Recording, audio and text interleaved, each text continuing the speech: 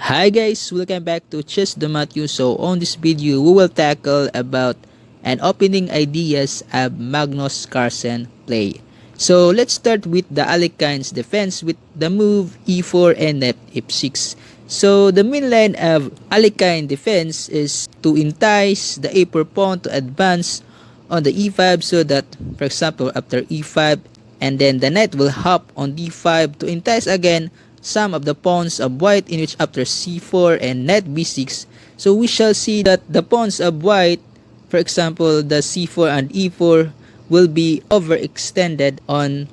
the board, that in the future will be a liability to the position of white's camp with internal weakness. So here Magnus Carlsen didn't play the move e5 but instead play the move knight c3, sidestepping to the main line and also developing his knight on a gold square that controls the center, and also defending his independent pawn on e4, which was attacked by the knight on f6. So here, let's say for example the black plays d5, boasting some attack on e4, in which we shall see that there's now two attackers on the e4 pawn with only one defender, which is the knight on c3. But here, if the opponent of Magnus Carlsen here will play the d5, then he likely to play the move e5, in which he's trying to attack now the knight f6 to gain a tempo on the development. But let's say for example if his opponent plays knight to e4, in which trying to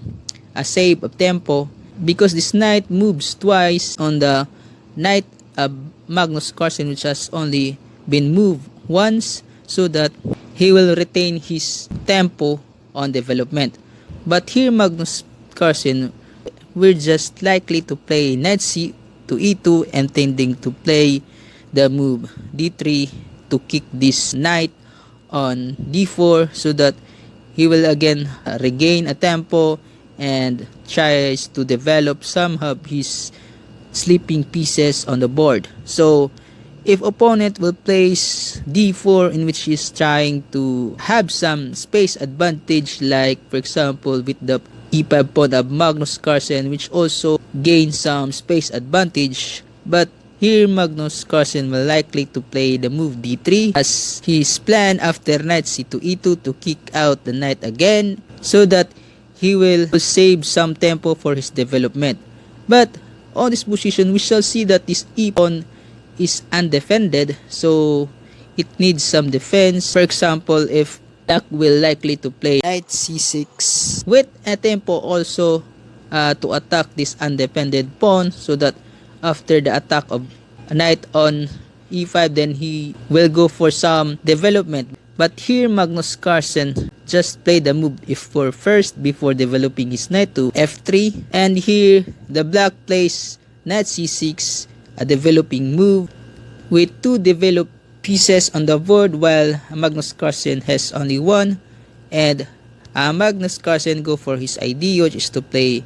f4 first before he develop his knight on f3, so that there is an extra defense on his overextended pawn on e5. So here the black plays bishop to g4, intending to capture the knight on f3 to compromise the pawn structure of Magnus Carlsen, in which after bishop takes f3, g takes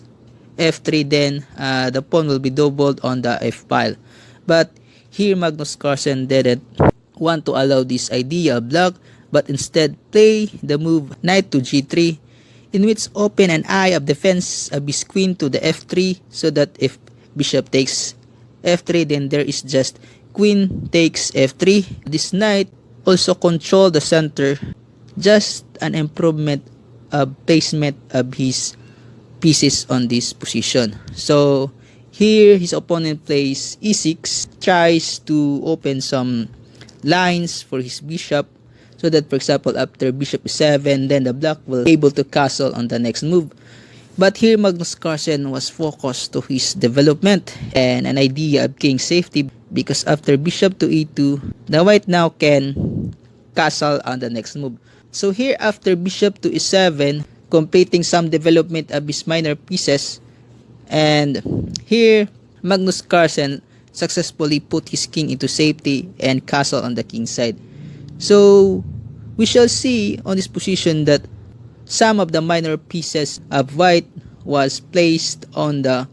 king's side, while some of the black pieces was placed on the queen's side. So, on this position, we shall see on this position that after queen to d7 and castle on the king's side or castle on the queen's side, in which the black can rapidly connect his rook and complete this development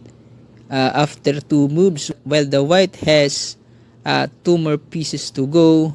to develop, so that after completing the development, the white will be to focus on the middle game with a smooth game. So the next segment of this video is the actual game of Magnus Carlsen on how we're likely to place the Alekhines defense with the variation of knight c3.